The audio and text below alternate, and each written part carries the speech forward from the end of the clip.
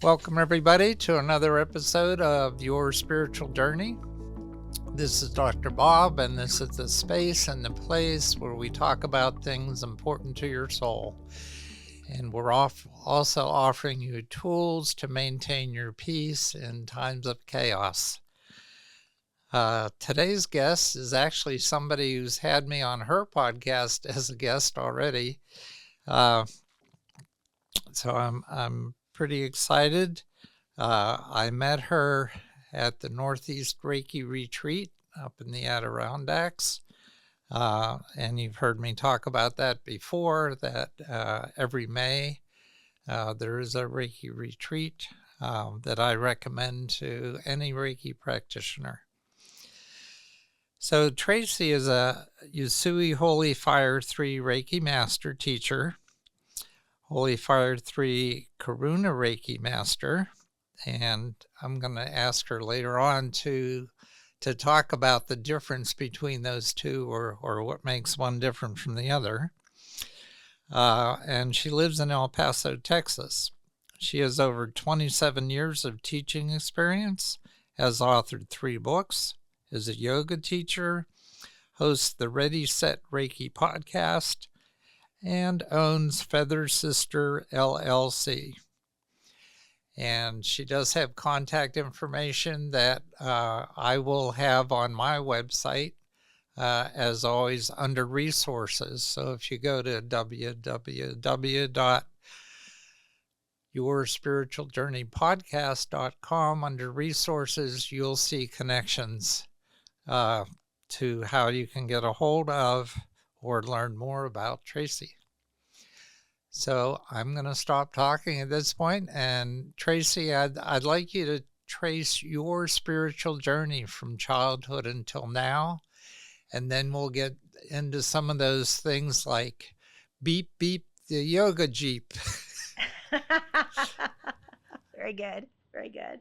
Well, thank you so much for having me. So, where to begin? So, as a child, I was always intuitive. Things came in dreams. I knew from very, very young I wanted to be a teacher. When I was in kindergarten, I had a kindergarten teacher who probably should have retired. And she was a little bit on the grumpy side for a kindergarten teacher. And I was quite a challenge for her. So I was always in timeout. I was always getting in trouble. And I remember at 5 years old sitting there in timeout thinking, when I grow up, I'm going to be a kindergarten teacher and I'm just going to have it so my students are just loving coming to school.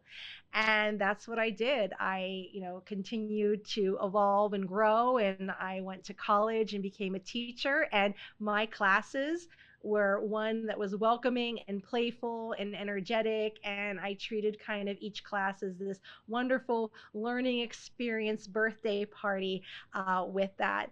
My spiritual journey actually paused for a while as I was teaching and working with children and raising my children. And it really kind of came to a point where it was the loss of my sister. So she died prior to COVID. We think she might have been one of the earlier undetected cases of COVID. And with her loss, it was the Jenga piece that was taken out that just had everything kind of crumble. And watching our father really, in a way, have the life taken out of him. And I wanted to find a way that I could help him navigate through this challenge and my children. And so that's when I kind of circled back around to Reiki. I had always done yoga, that was always a part of my life, but I just needed to find something more. Reading, taking classes, I was so thirsty for this spiritual knowledge. I was just taking in whatever I could. And finally, I'm like, all right, I'll give it a try. I had a friend from college that encouraged it. She was a big Reiki supporter. I had learned about it years before. I was like, I don't know if I'm ready for it. Well, the time was there. I just simply Googled Reiki. I found the closest Reiki master closest to me, and I began training. That first day I walked through the door for that training, I simply thought this was something for my family. And I never imagined that that first day, I would end up not only teaching, but learning 10 different systems of Reiki and also having a podcast. Uh, those couple of years, still was in Pittsburgh, Pennsylvania. I was growing my business. And then my husband had already been in El Paso, Texas. He was with the Army. He came out to a hospital in El Paso to work, and he felt the call to continue to stay out there. So I went out to El Paso, and here I continued Feather Sister, continued to help elevate the 915, and I created that Beep Beep the Yoga Jeep to come to you with yoga services. Okay, let me take you back to childhood for a minute. Curious to know if you were raised in any particular faith, any denomination, any church life or temple life. Absolutely. My mother, very Bible based. My mother would absolutely call herself a Christian. I was baptized Episcopal. There was a beautiful church in Homestead, Pennsylvania, St. Matthew's Church. I was an acolyte there for a number of years. My grandmother, it was her pride to have me as an acolyte. And, you know, there was some things that St. Matthew's Church was involved in. This was during the time of the steel mill kind of collapsing a little bit. So my grandfather decided to move us to his childhood church, which was in Munhall, Pennsylvania, and we became Methodist. But my mother is very rooted in this, and Reiki is something that my mother and the yoga does not support. She doesn't feel it aligns with her kind of perception of what she believes Christianity to be. My grandmother was always intuitive. I would look back and say she was very psychic. She could see things in dreams. She knew things. Even as a child, she would tell me, I'm not going to be alive long enough to see you graduate. And I just kind of, no, that's ridiculous. And she sure was right. My mother had that ability, but she really shut that off because of her faith. It just wasn't something she was open to. Yes. Okay, so where are you now in terms of your spiritual life? Do you have a church life? Are you just devoted to your practices? God is always a part of my journey. Jesus, Mary Magdalene, pray. For the longest time, I did have a church when I lived down in Charleston, South Carolina. And then around 2008, I moved back to Pittsburgh, Pennsylvania. And I had a church there actually that was right behind my house that I attended to for a number of years. But the church became so large, it was as if I was going to a rock concert, that I kind of scaled back a little bit. And so, and coming down here to El Paso, I'm still just trying to find my just right, but it is a huge part of my life, prayer, devotion, and I really incorporate that in any Reiki that I do, even though Reiki is not a religion to it, it's more spiritual, but I bring that in to my personal practice. Yeah. So you say that you've studied a number of different Reiki's, I don't know, Reiki schools or different versions of Reiki. So I guess at the intro, I said that I would ask this question. So Karuna, Usui, how does Karuna differentiate itself from your regular Holy Fire Reiki? And then I also know that you do animal Reiki, so we're going to get into that too. But Wonderful, wonderful. So if you check out the International Center of Reiki, William Rand has wonderful trainings that he offers. And Holy Fire 3 is an amazing system. And through that is that Corona. So Corona Reiki, it's the Holy Fire 3 Corona Reiki. It's described as a system of really divine compassion. It's the energy of compassion, action combined with with this real wisdom of holy fire. And it really insists in healing qualities that are aligned to really with divine love. And it helps us connect that.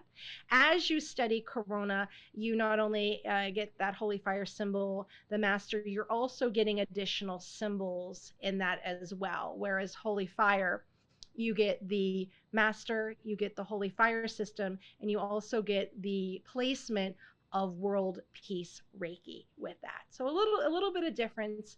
There are so many systems out there from when Azui Sensei had the gift of Reiki given to him. And you'll find in our lineage that many are called to rise up to be the caretakers, such as William Rand, who was called forward.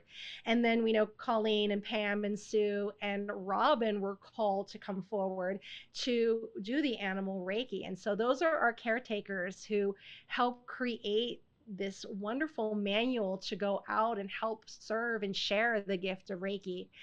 So as you're navigating, as you're looking and you're saying, oh my goodness, where do I go? You really have to read the description and find your just right. And if it doesn't feel right the first time, know that there's others out there. There is animal, crystal, kid, Celtic, so many options out there. And I kind of look at also like a specialty. When I studied the Azui Rahiho and moved on to Azui Holy Fire, I was really interested in the animals. And so that's what called me to that. And it went a little deeper. In our trainings, it was always close your eyes, right? Let the energy flow. Whereas an animal, keep your eyes open, right? That's the number one thing. You have to observe your surroundings. And that is something I wouldn't have picked up on in a holy fire training or a Zui. I can use that energy with animals, absolutely. But this takes it a little bit deeper. It brings in a symbol with that. So it's just a matter of what you'd like for your energetic toolbox and what you need for yourself and your clients. Yeah. So can you give some examples of working with animals and how, people I've talked to about this in the past, often that first experience with an animal is a surprise, that it's not it's not something that you expected. Right, right. Well, I always say the animal is the boss. So when I talk to clients, I let them know, hey, this can be like 3 minutes or it can be an hour. It just depends on the animal. So that's the first thing. Just get that understanding of put those expectations aside. We always in our mind have an idea of what it's going to look like and it's going to be amazing and wonderful. And you might show up and that cat may say, yeah, I'm going to go over here. But when you show up, you allow that animal to come to you. And uh, the manual with the ICRT Animal Reiki does a fantastic job in really breaking it down. One, observe your environment, be safe. Things that you wouldn't even think of, like if you're going to a farm, what shoes are you wearing? You're not certainly going to wear high heels, right, onto a farm.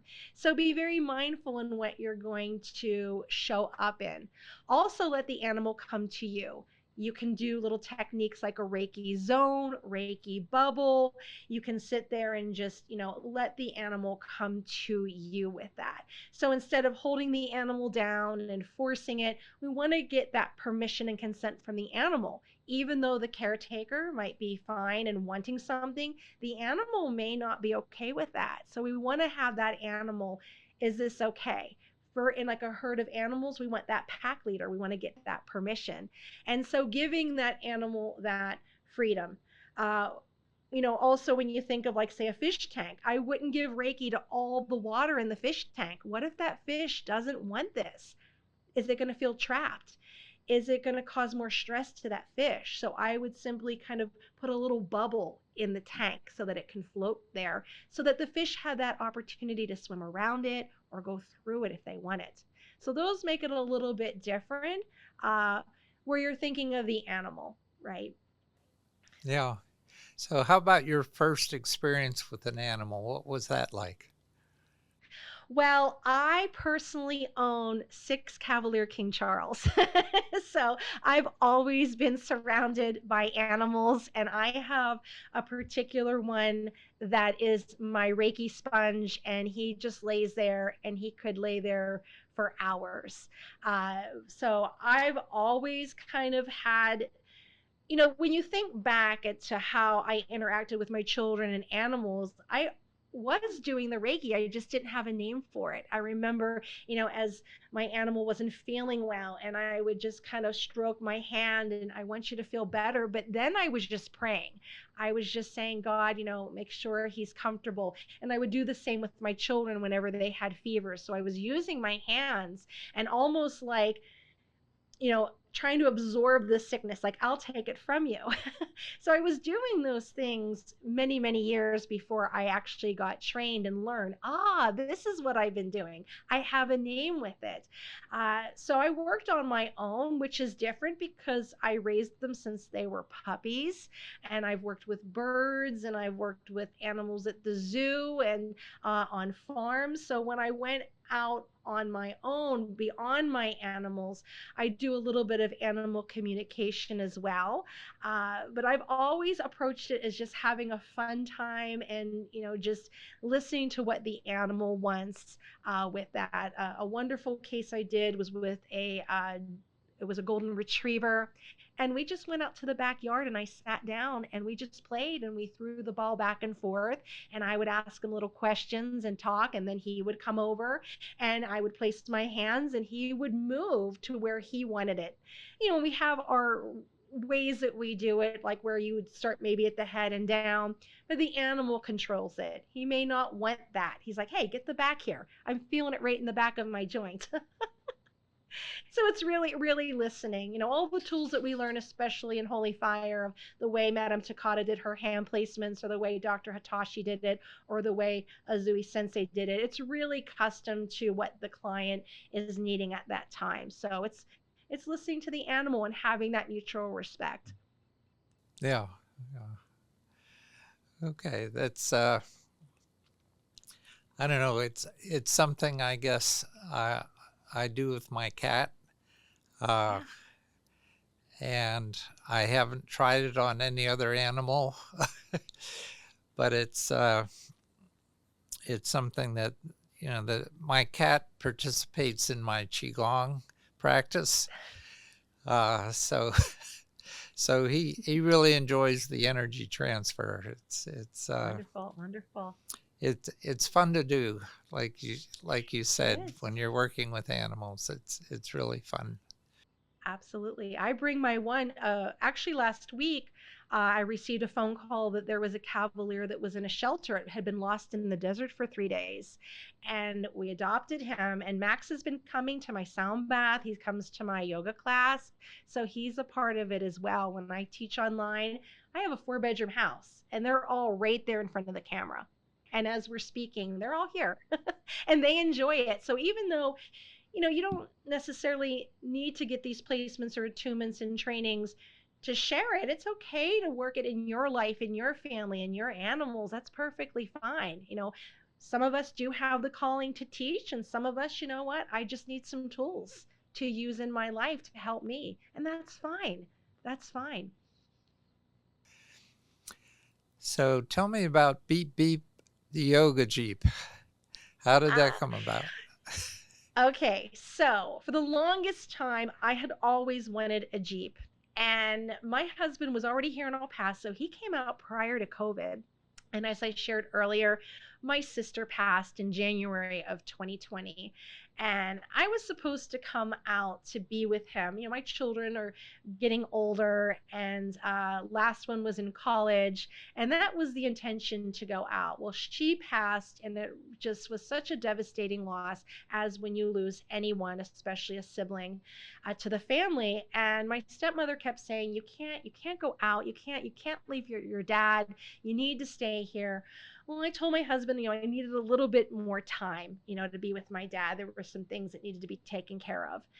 And several months later, around actually Christmas Eve, my dad was supposed to come over, and my dad collapsed, and my dad ended up going to the hospital, and he ended up passing that next year in June. So when he passed, I thought, okay, maybe perhaps it's time. So my husband bought me a Jeep as kind of a way, hey, I'm getting you your blue Jeep you always wanted, come out. So I decided to come out, and I'm here with him. And right away, I was able to get jobs at yoga studios, and there was a calling for me to have my own studio. But it is growing so fast here in the far east of El Paso that finding a space that I need size wise, and that's that right number, has been a little bit of a challenge. So I was driving and I saw some land that said we're looking for food truck vendors, and I thought, I wonder if I can do this with yoga and have this. And then I heard beep beep, the yoga jeep, and I thought, this is it. I this is what I'm going to do. And I was able to get a grant, and the grant gave me mats, yoga mats, and I have bolsters and blocks, and beep beep, the yoga jeep comes right to you. So I do events and in services, private lessons, and this kind of took out needing a physical brick and mortar space out of the equation. I already was paying on the jeep, right? This is how I'm utilizing it. I was driving all over El Paso doing different events, different studios. I work at the college. So I'm out and about anyway. Might as well put that on there. And so beep beep, the yoga jeep comes to you with mats and straps and blocks to, do yoga and meditation and a little bit of Reiki. That's what a terrific idea. It's a real different business model. Very different. Yes, yes, right. Well, that's that elementary teacher in me, very playful, just the same way as Ready Set Reiki, and I was surprised no one had taken the name Ready Set Reiki. So. Yeah. So another business that you have is the Feather Sister. What's how did you end up with that title, and what's the meaning behind it? And are those feathers behind you that we're looking at? Yes, they are feathers. And I'll tell you the story about that as well. So this goes back to my sister. Her name was Angel Morris. And when she passed, my sister was very intuitive. My sister was a devout Christian, a devout Catholic. She never missed a day of church. She was Bible based, loved God, but she also had that ability as well. Things came to her in dreams as well. She kind of knew things. Uh, I call it like a BS meter. Like, she would know if somebody was trying to pull one over. She would call you out on it. She just had that gift. And when she passed that morning, I actually had a dream, and I knew she had passed before I got the phone call from our Father. She came in a dream, and she arrived out of breath, and she handed a piece of paper to me. And I looked on the piece of paper in the dream, and very snarky, we had kind of a little banter between us. I looked at the paper and I heard her say, "This is for the kids." And I looked at it and I handed it back to her and I said, "Yeah, right. The only way that would happen is if you died." My dog barked. I jumped out of bed. I thought, "Oh my gosh, she's gone. She's gone." I tried to text her, try to call her, look on Facebook, all those things, nothing. And about an hour later, Dad's cell number comes up. My heart sank. I could not answer it. I knew what it was. The message came. I listened to the message and I called. And so, because she had that connection, that was the reason why I began to study so much, because I wanted to bridge that connection between heaven and earth. What can I do to kind of raise my vibrations so I could see her in dreams and I could hear her? And right away, she began giving little signs of feathers. And okay, this is happening, that's happening. And these feathers were in the most extraordinary places that there are no birds or what have you around. Even after she passed, a dove came and was sitting on my doorstep for days. And so, in time, with all of these like magical signs from her, I had bought a car, and I went to show my daughter. I said, "Look at my car." And I looked at the door. I'm like, "Wait a minute, there's like string or something out of the rubber part where the window meets." I pull it out, there's a feather. And I'm just like, I'm saying, they were everywhere. And so it came about where I was doing a yoga training, and one of my teachers said, "You have to meet this woman named Danny Ibarra. Like, you two would get along so well." And when I finally connected with her and she became a mentor and we were talking, and she said, "All right, my feather sister." And I was like, hmm. And I was trying to find a name for my business. My last name is Searight. So my son thought, hey, you can call it C Yoga Right. And I thought, okay. But my mentor, Danny, said, "Oh, that's too masculine. Name it Feather Sister. You're the Feather Sister." And that's how that name came out to be. So I called it the Feather Sister in honor of Angel. And these large feather pieces behind me. When I moved to El Paso, I had to decorate a whole house. I got rid of so much of my furniture and things that I owned. But I was dropping some things off at this kind of thrift shop. I walked through the door, and there were these two pieces, and they're very large. And I looked at them, and without missing a beat, I said, "This is for my studio." I went over, they were $10 a piece. They were so big that when I put them in the cart, I thought, I got to check out right now. I can't carry these around the store. And I have them here in my space. And so for Feather Sister. That's a great story. So was this an older sister or younger sister? This was a younger sister, so she was about 4 years younger than me. We had the same dad, we had different moms. Got it. All right. So coincidentally, and I don't believe in coincidences, synchronistically, because we had to reschedule this podcast interview, your article came out in the Reiki News magazine.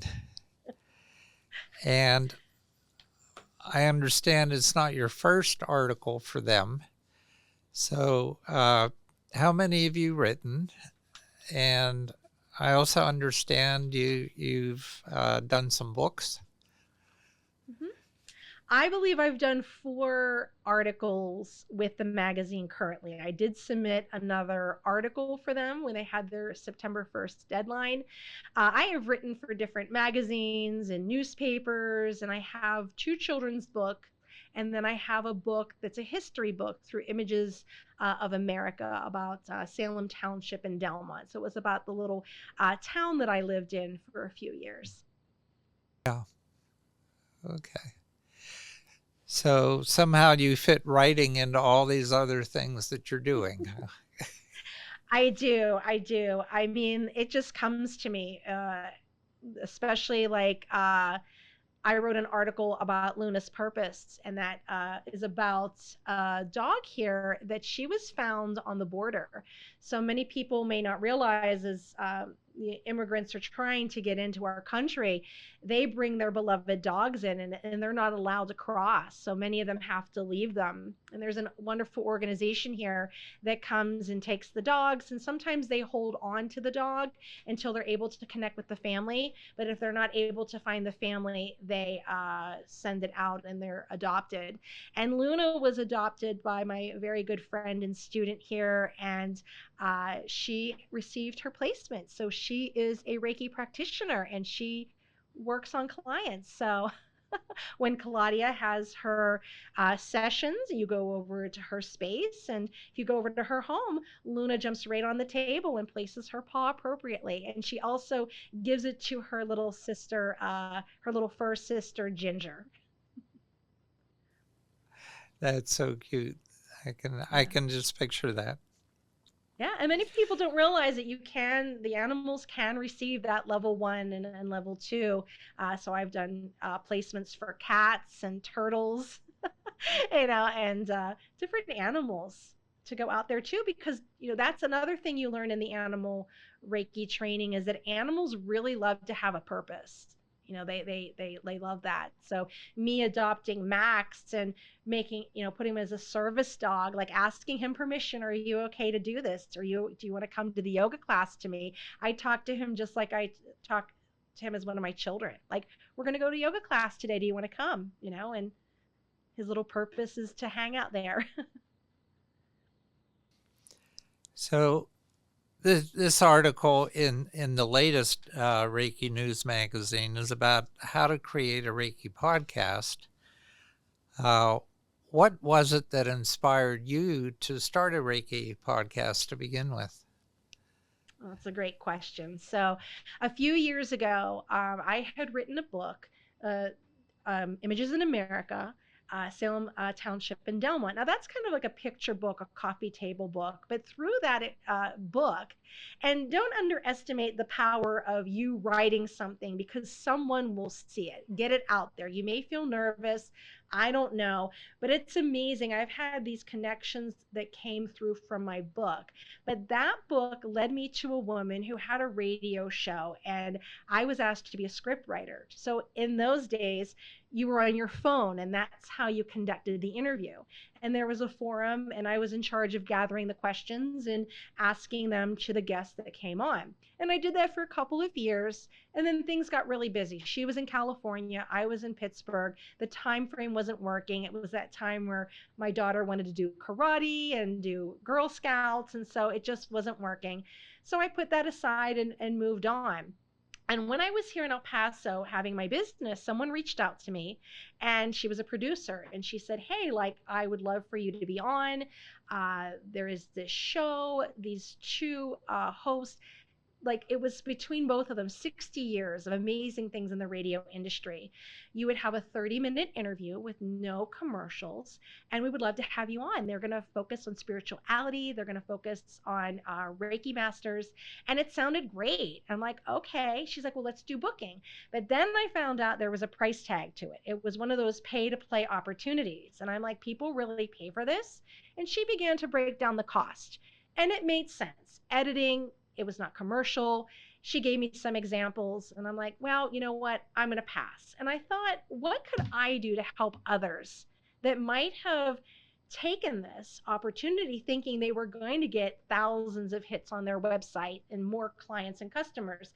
So I was just standing there thinking, let me start up a podcast. I have that experience from when I was a scriptwriter, and I can pull it together and offer it for free for them to come on and have the interview. They were more than able to take the recording and use it. They were able to take the video if they'd like, to use it for real social media on their website. Maybe they just don't have the time. Maybe they're not Zoom friendly for whatever reason. And maybe they just wanted kind of one more thing to say, hey, maybe that client of theirs would listen to it and be like, this is it. This is my person. And so I created Ready Set Reiki, and it just popped into my head similar to Beep Beep the Yoga Jeep. I wanted something kind of playful, and I thought Ready Set Reiki. So guests come on and I interview. I ask the same questions every time. And the reason why, as I studied those 10 different systems, there's a lot of inconsistencies, right? So I didn't want someone to feel overwhelmed. They're hearing every time, whether you're a light worker, tarot reader, Reiki master in Holy Fire, Karuna, Lotus, child. Wow, they're having the same misconceptions. Wow, they're having the same struggles. And then that kind of makes it, maybe I can do this too. So hearing these experiences that we're all kind of on a healing journey, but the root of it is service and love. That's why we're into this. So that's why I created Ready Set Reiki. Well, it's a gift to the world. It certainly is. Right. There's, when I started this podcast, it was Spirit just telling me that I had to do this, and I didn't know anything about podcasts at the time. So it really took me by surprise. But I think that this is a world that you and I live in and exist in, and find very rewarding. And Yeah. I certainly wouldn't ever think of charging somebody to appear on the podcast. That's not the way it should work. It's a gift. Right. Yeah. I have two students that did pay for this, and I did ask them, did you get all the hits and the clients? And they said no. And I just, this is the gift for the world to share it. And, those gentlemen probably could bring in thousands and thousands of viewers.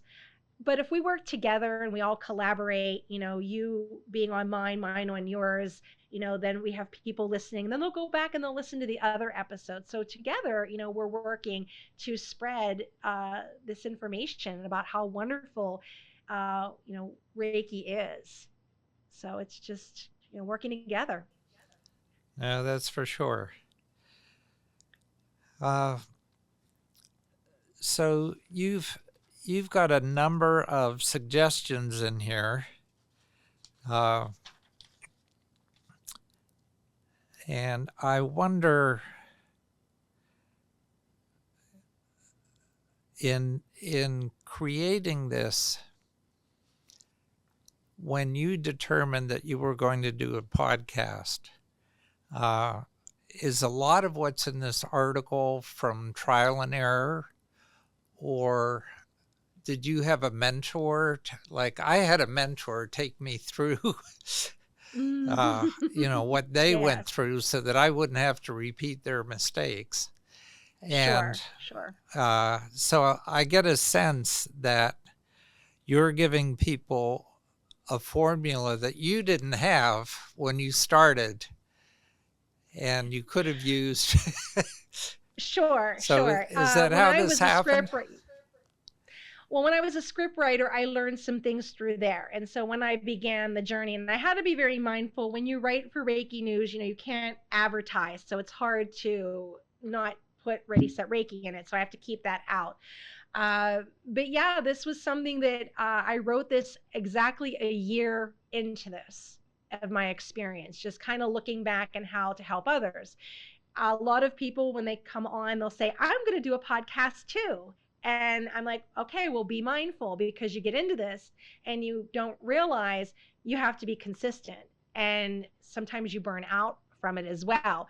So they think it's a fun thing to get with your friends. And then sometimes you have a friend on, and then scheduling issues happen. And then it's hard to get coordinated. And then it's like, oh my goodness, they don't realize that it is work. It's like a little part-time job. If you want to keep it, you keep it going, and, getting guests and the resources you can use for that to get guests, and what type of questions and equipment. So it's just a little bit of suggestions. You get super excited and you buy all this equipment when you don't necessarily have to. Colleen had said, just start. She had AirPods, right? A laptop, go. So start out small to see if that's okay for you. This may not be your thing. You can try it out, and it's okay if you don't like it. Like, yeah, I don't think it's my thing, and that's okay. But I loved it because when my sister had passed, I was so thirsty for that knowledge. I soaked up everything like a sponge. And this is, every time I meet with someone, it's my teacher. I'm learning. I'm growing, I'm evolving, and I'm excited. What is this person going to teach me today? What am I going to learn? Because I'm on this journey as well, right? And it's supporting each other, and it's learning and growing. And wow, like I didn't even think of that. That's amazing. And even if Reiki's not your thing, you tried it, maybe that was something that healed a part of you, that elevated you so that you were open to do tarot cards or light language, or whatever you choose to do. Right? Maybe it gave you the courage to have the podcast. Maybe it gave you the courage to teach. So. Yeah, right. Okay, just circling back to your sister, because you've been looking for ways to communicate with her or get communications from her. How is that working out for you so far? Pretty good. Both. Since her passing, my father has passed, my stepmother has passed, and this is all in 4 years. One of my best friends have passed. Every morning as I get up and I go outside and I give Reiki to them, because many forget that you can give Reiki to those in heaven as well. And I ask that all their heavenly lessons are done with grace and ease and harm to none. So that's what I do. And they give little signs, not every day, but now and then. And I really feel their presence. I don't see them like in front of me, but I'll see them in dreams. There's ways of synchronicities. I have a good friend who is a tarot reader, and she says, "Oh, your dad popped by," and she can see my dad, and she can feel my dad. And my sister really wants me to write a book, and I've been putting that off. And that's how I wrote the article. So I'm like, let's just do an article instead of a book. Like, I'm almost like negotiating with her. But I know because she's told other people, and they'll come to me and like, your sister came to me in a dream. She wants you to finish this. I'm like, I know, I know, I know. One of the beautiful stories that I had is I was sitting in my backyard here in El Paso, and sometimes it can get really windy, sandstorms. And I'm sitting there, and my father was a coin collector. He collected coins and dollar bills and things like that. It was his passion. And I'm sitting there, and we have kind of taller, kind of brick walls around El Paso, to the point if I took a picture of the brick wall, someone would say, "Oh, that's El Paso." So it's everywhere. So I'm sitting there, and out blue, right in front of me was a paper dollar bill, like a play money. And I picked it up, and it had my father's birth date on it. So so wow, what do you that's what I'm saying. These are extraordinary things that like this had to be him, right? And it's just a little hello. The latest one that happened is I had gone up to Pittsburgh. I was there in the beginning of August, and I was at the Pittsburgh airport pretty early because with traveling, you have to get there several hours early. And all of a sudden, in the corner of my little MacBook, it was a little reminder: call dad's cell phone. My dad's been gone for a couple of years now. And I was like, okay, dad. And he lived very close to the airport. But that was up through every time I stopped at the layover, there it is, call dad's cell. So little things like that is connection. And I think by working on myself, when she passed, I was like Chicken Little. I was all over the place. And I really had to heal that within me. And then taking that role with my father, too. It was a little choppy relationship growing up. My parents were divorced. My mom never really spoke well of my dad. And I found a couple things out as he was dying that I really had to heal myself with. And I wrote an article in the Reiki News about that. So I used my symbols to go back to that 4-year-old self, to give that 4-year-old Reiki and let that 4-year-old know it's going to be okay. You're going to grow up. You're going to have a family. It's going to be amazing. Hold on, you got this. And something shifted within me that I could heal and be okay with seeing my dad. I mean, he had weeks left to live, and I could have made a choice to be angry with him. And it really was information that I really should have been done with him as a person and just say, I'm done. But I needed to do something to do a heal quickly. And I used that holy fire to come in, that compassion, the light of grace to come in, so that I can go in and spend those days with my father. And I was there when he had his last breath. And what an honor that was, that he was there with me when I took my first breath, and I could be there with him on his last.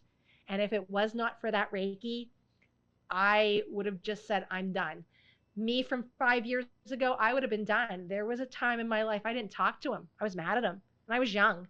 I mean, I was 24 years old, and I'm like, and over something silly like money or something. But if I would have done that this time, I would have lost those precious days with him.